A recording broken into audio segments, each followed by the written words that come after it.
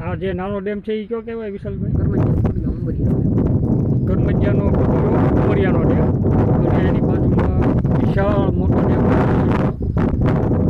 એને કયો ડેમ કહેવાય? દાદીનો ડેમ છે.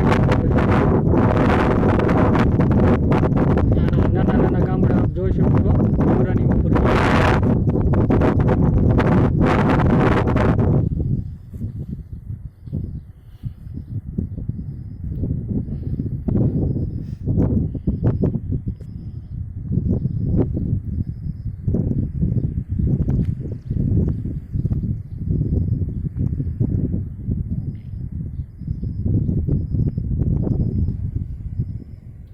મંદિરની આ તમામ બાઉન્ડ્રી લોખંડથી બાંધી દેવામાં આવી છે, જેથી કરીને કોઈ પણ વ્યક્તિ પડે નહીં, અને પડે તો શું દિશા થાય એ આપ જોઈ શકો છો.